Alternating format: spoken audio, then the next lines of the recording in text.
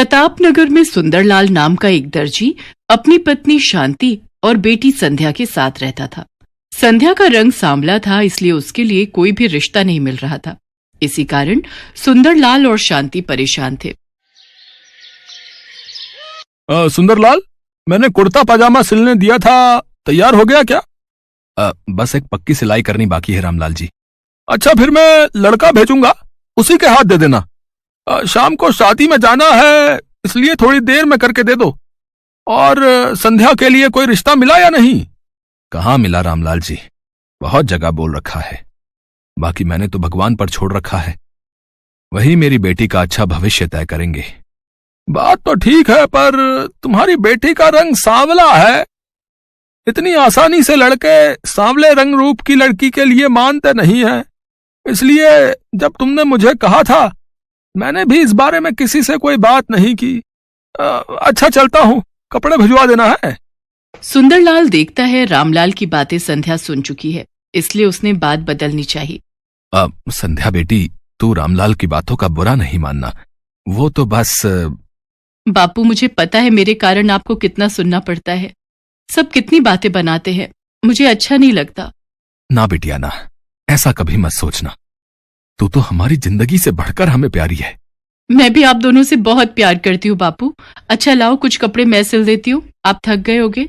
संध्या का उदास चेहरा देखकर सुंदरलाल उस समय चुप हो जाता है। संध्या कपड़े सिलने लगती है। संध्या भी सुंदरलाल की तरह बहुत अच्छे कपड़े सिलती थी। एक दिन उस राज्य के राजकुमार का जन्मदिन था, जिसमें पूरे नगर को न्योता दिया गया था। सुनो सुनो नगरवासियों, ध्यान से सुनो। राजकुमार वीर सिंह के जन्मदिन की खुशी में पूरे नगर को दावत का न्योता दिया जा रहा है। राजा भानु प्रताप सिंह और रानी सुनंदा अपने बेटे वीर सिंह का 25वां जन्मदिन धूमधाम से मना रहे हैं। अरे वाह, राजकुमार वीर सिंह के जन्मदिन की दावत सचमुच देखने वाली होगी। मैं तो बहुत सुंदर तैयार होकर जाऊंगी। मैं भी। पर हम राजकुमार को क्या उपहार देंगे? ऐसे खाली हाथ जाना तो अच्छा नहीं लगेगा। अरे हम क्या देंगे? हमारे माँ बापू भी तो जा रहे हैं, वही देंगे, हम क्यों चिंता करें। पूरे नगर के लोग राजकुमार के जन्मदिन में जाने की तैयारी कर रहे थे। सुनो जी, मैं सोच रही थी हम दोनों तो जन्मदिन की दावत में जा नहीं रहे। तुम्हारी तबीयत भी ठीक नहीं है, पर किसी न किसी को तो जाना चाहिए। इसलिए संध्या को उसकी सहेलियों के साथ भेज देते हैं, नहीं तो महाराज और महारानी को बुरा लगेगा। ठीक है, ये बात सही रहेगी संध्या बिटिया। तू राजकुमार वीर प्रताप जी के जन्मदिन की दावत के लिए चली जाना। ठीक है, आप चिंता मत करो, मैं रेखा और सुनैना के साथ चली जाऊंगी। संध्या राजकुमार के जन्मदिन के लिए जाने के लिए तैयार तो हो गई, पर वो यही सोच रही थी कि आखिर वो राजकुमार के लिए उपहार में क्या ले जाए। तभी उसके दिमाग में एक तरकीब आई। राजकुमार के जन्मदिन के लिए एक सुंदर सी पोशाक तैयार करके ले जाती हूँ, उनको पसंद आएगी। संध्या राजकुमार के लिए बहुत ही सुंदर पोशाक तैयार करती है और सबके साथ राजमहल पहुँचती है। बहुत संख्या में लोग जन्मदिन की दावत में पहुँचे थे। उन सबके बीच संध्या घबरा रही थी। राजकुमार को तो इतने ढेरों उपहार मिल रहे हैं, इतने सारे उपहार में मेरे द्वारा सिली हुई मामूली सी पोशाक क्या राजकुमार को पसंद आएगी? राजकुमार को अपने हाथ से देने की हिम्मत तो मेरे में है नहीं। चुपचाप उनके कक्ष में रख देती हूँ। संध्या पोशाक को राजकुमार के कक्ष में रखकर घर आ जाती है। संध्या बिटिया, तू राजकुमार से बिना मिले ही आ गई। उन्हें पता कैसे चलेगा कि तूने उपहार में उन्हें वो पोशाक दी है? कोई बात नहीं बापू, वैसे भी अब तक राजकुमार इतने सारे उपहारों के बीच मेरी दी हुई पोशाक भूल भी चुके होंगे। संध्या जैसा सोच रही थी वैसा कुछ भी नहीं था। राजकुमार जब कमरे में पहुंचा तो उसने वो पोशाक वहां रखी देखी। अरे, ये उपहार मुझे किसने दिया है? ये तो बहुत सुंदर पोशाक है, अद्भुत। मुझे जहां तक याद है सबने मुझे उपहार दिए। मैंने सबका चेहरा देखा, पर ये उपहार तो मेरे हाथ में किसी ने नहीं दिया। कैसे पता चलेगा कि ये उपहार किसने दिया है? और मेरे हाथों में दिए बिना ही यहां मेरे कक्ष में रख दिया। राजकुमार महाराज, महारानी, सेनापति, दास दासी सबसे पूछता है, पर किसी को भी इस बारे में कुछ नहीं पता था। राजकुमार हैरान रह जाता है कि ऐसा क्यों हुआ। किसी ने अगर इतना सुंदर उपहार देना भी था तो उसको सामने से देता। चोरी छुपे कौन रख गया?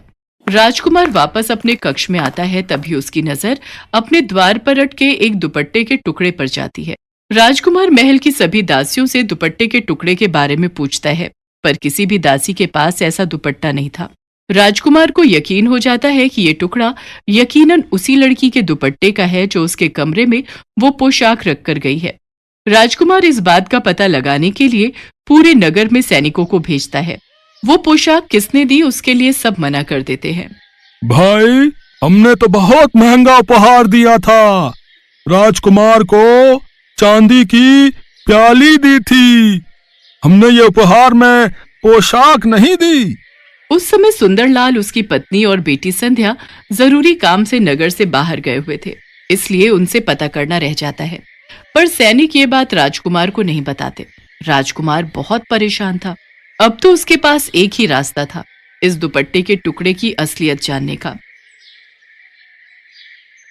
माँ, पिताजी, अब मेरे पास एक ही रास्ता है। मैं अपना स्वयंवर रखना चाहता हूँ, ताकि उस स्वयंवर में सभी लड़कियां आएं और वही पोशाक पहने जो उन्होंने मेरे जन्मदिन के उत्सव में पहनी थी। मुझे पता चल जाएगा कि ये दुपट्टे का टुकड़ा किसका है। फिर मैं उसी लड़की से विवाह करूंगा। इससे मुझे अपने प्रश्न का उत्तर भी मिल जाएगा। ठीक है पुत्र, अब तुम इस योग्य हो चुके हो कि तुम अपना जीवन साथी चुन सको। जैसी तुम्हारी इच्छा पुत्र। हम आज ही नगर में तुम्हारे स्वयंवर की घोषणा करवा देते हैं। राजकुमार उस दुपट्टे के टुकड़े के बारे में किसी से कुछ नहीं कहता। वो तो चुपचाप उस बारे में जानना चाहता था जिसके दुपट्टे का ये टुकड़ा था। नगर में घोषणा कर दी जाती है और ये बात सुंदरलाल के कानों तक भी पहुंचती है। संध्या बेटी, तुम्हें भी स्वयंवर में जाना चाहिए।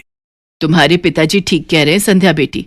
नगर की सभी लड़कियां स्वयंवर के लिए जा रही हैं। अगर तुम नहीं गई तो महाराज क्रोधित हो जाएंगे। उन्होंने नगर की सभी युवा कन्याओं को स्वयंवर के लिए आमंत्रित किया है।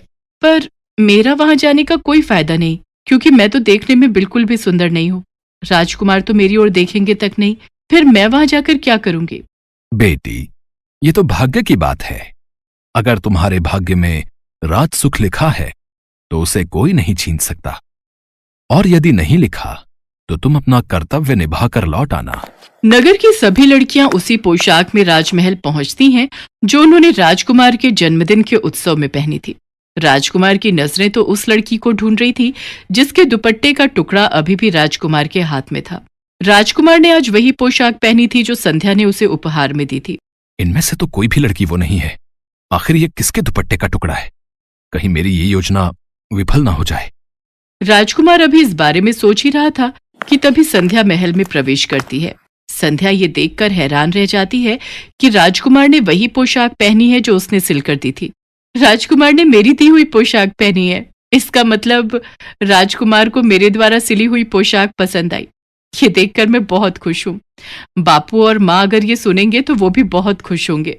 संध्या अभी ये सब देखकर मुस्कुरा ही रही थी कि तभी राजकुमार वीर प्रताप की नजर उसकी पोशाक पर जाती है। यही है वो जिसकी मुझे तलाश थी। आप सब जानना चाहते हैं मैंने ये स्वयंवर क्यों रखा है? क्योंकि मैं अपना जीवन साथी चुनना चाहता था। जिस लड़की की मुझे तलाश थी आज वो मेरे सामने खड़ी है। मैं उसका नाम तो नहीं जानता, पर आज जो पोशाक मैंने पहनी हुई है उसी लड़की ने मुझे उपहार में दी थी। क्या वो लड़की मेरी जीवन संगिनी बनना चाहती है? सब लड़कियां एक दूसरे का चेहरा देख रही थी, क्योंकि उनमें से किसी ने भी ये पोशाक राजकुमार को नहीं दी थी। संध्या तो सच जानती थी। वो हैरान रह जाती है। राजकुमार उसकी ओर बढ़ता है और उसका हाथ थाम लेता है। राजकुमार, मैं आपके लायक नहीं हूं। आपको तो मेरे से भी सुंदर लड़कियां मिल जाएंगी। संध्या, प्रेम तो दिल से होता है। मैं तो उसी पल ही तुम्हें अपना दिल दे बैठा था। जब मैंने इस पोशाक को देखा, वो तो तुम्हारे दुपट्टे का टुकड़ा दरवाजे में अटका हुआ था, तभी मुझे तुम्हारे बारे में पता चला, वरना मैं तो सच्चाई जान ही नहीं पाता। और मेरी नजरों से देखो, तुम मेरे लिए दुनिया की सबसे खूबसूरत लड़की हो। संध्या अपने दुपट्टे की ओर देखती है जो किनारे से फटा हुआ था। वहां खड़ी सभी लड़कियां हैरान रह जाती हैं। राजकुमार वीर प्रताप की बातें सुनकर संध्या की नजरें शर्म से झुक जाती हैं। उसके पश्चात सुंदरलाल और शांति को दरबार में बुलाया जाता है। फिर शुभ मुहूर्त में संध्या और राजकुमार वीर प्रताप का विवाह संपन्न होता है। आज संध्या के जीवन में दुनिया की सारी खुशियां थी।